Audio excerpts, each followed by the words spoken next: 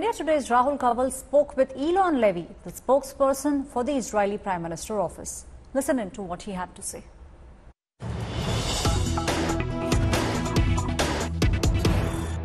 I want to go across live and exclusive at this time to Tel Aviv, where we are joined by Eylon Levy, spokesperson in the office of Prime Minister Benjamin Netanyahu, the Prime Minister of Israel. Mr. Levy, thank you very much for joining us on India Today. I want to start by getting you to give our viewers a sense of how you see this war 10 days on from Israel's perspective. How do you think this offensive is shaping up so far?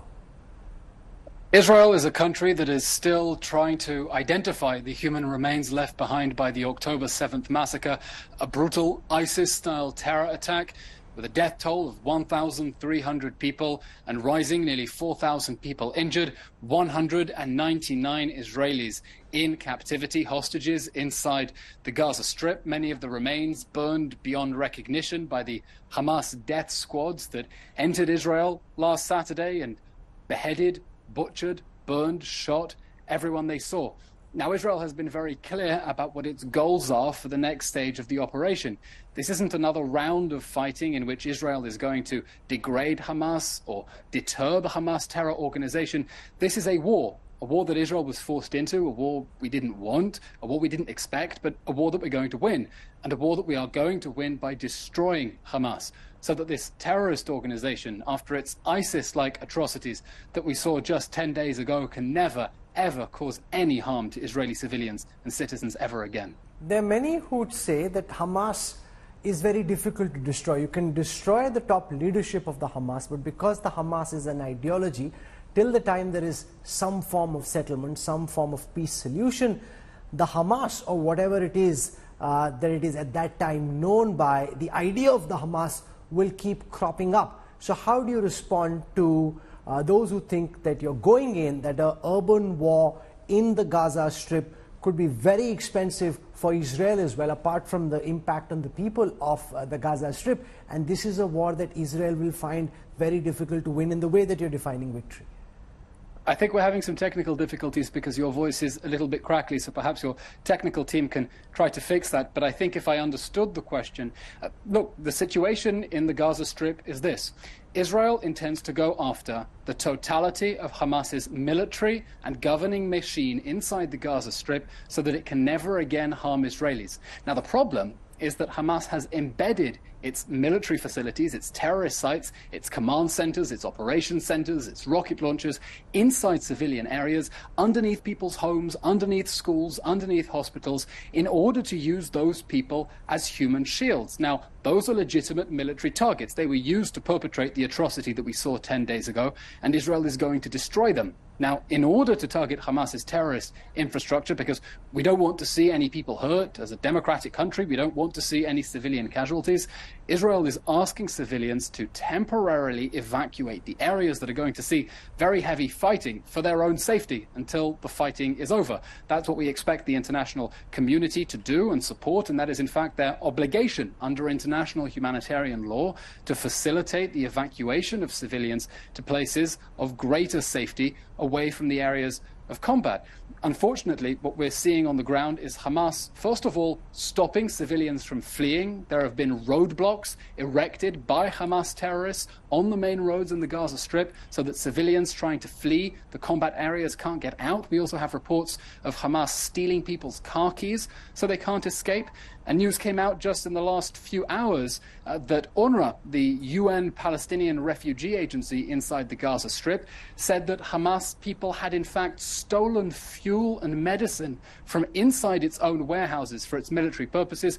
A tweet, by the way, that UNRWA, the UN agency, deleted afterwards, apparently under pressure, of course, raising extreme questions here about its sincerity and its credibility, and just more evidence showing about how Hamas abuses civilians inside the Gaza Strip, often with the complicity of international organizations. Now, American President Joe Biden comes to Tel Aviv likely Wednesday. We also know that today your boss, the Israeli Prime Minister Benjamin Netanyahu, spoke to Vladimir Putin, the Russian president, for the first time. Could you give us a sense of your expectation from the American president's visit and how that call with the Russian president went? Israel expects the full support of the international community for this war, a war, again, we didn't want, a war we were forced into, but this war to destroy Hamas. And we're heartened that so many international leaders have understood what a shocking atrocity this was on the 7th of October. 1,300 people murdered. We're a country of 10 million people. There isn't a single family in Israel who doesn't know someone who was abducted or murdered or is still missing. And so many world leaders, including from India, and we're very grateful for India's support, have said that Israel has not only a right, but a duty to defend itself. President Biden has been very clear about that. He's said that if such an attack happened to the United States, he would expect its own response to be swift, overwhelming, and decisive. And that is exactly what Israel is going to do. We're going to act just like the international community. Hamas is ISIS. Hamas is worse than ISIS. And we're going to destroy Hamas just like the enlightened world destroyed ISIS, by using the exact same techniques, by going after Hamas with the exact same force that the international community used against the brutal terrorists of ISIS. And we expect the international community to stand by our side as we enter what is going to be a very difficult stage now, but a necessary stage, because we as the State of Israel have no other option in order to repel what was, I'll remind you, a crime against humanity. Members of 42 nations were either murdered, abducted, or injured in this attack. It was a crime against humanity, a crime against the whole humankind. And Israel is standing now on the front lines of humanity against the same barbaristic terrorism that we saw from groups like ISIS. And that's the evil that we're determined to uproot. And we expect the world to support us in that end.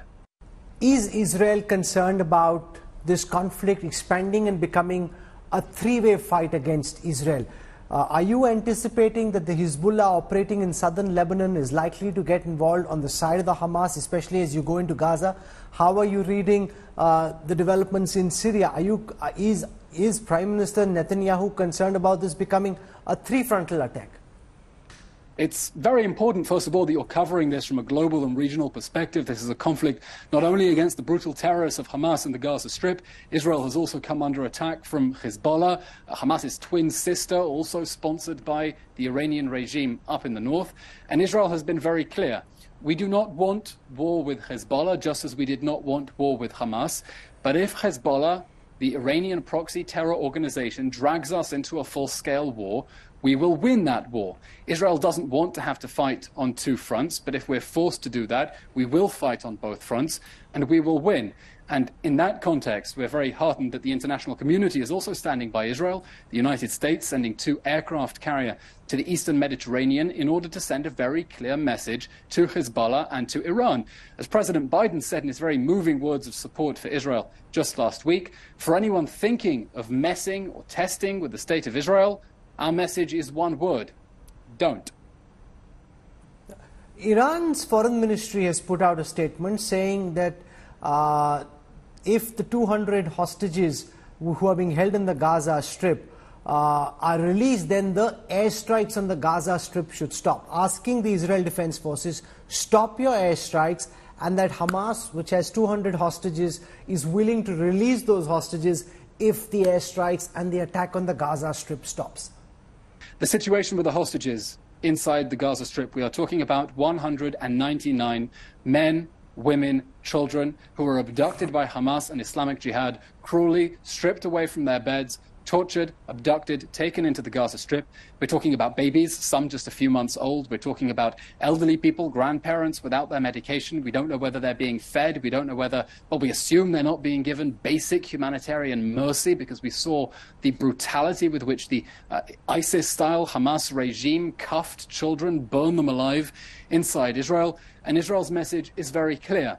We demand the immediate and unconditional return of our hostages. No ifs, no buts. There is no excuse for invading a village with thermobaric weapons, stripping babies away from their bed, and abducting them into some godforsaken tunnel inside the Gaza Strip. Their place is back here, in the loving embrace of their families, and we demand their immediate and unconditional return. And we're very grateful for every voice we have in the international community as well, sending the message, reminding the world that there are nearly 200 Israelis inside in captivity in the Gaza Strip, that this is unacceptable, that it's a war crime, that it's a crime against humanity. We appreciate that support, and we want them back. Eylon Levy, for joining us from Tel Aviv, thank you very much. That's the spokesperson of Israel's Prime Minister Benjamin Netanyahu speaking to India today.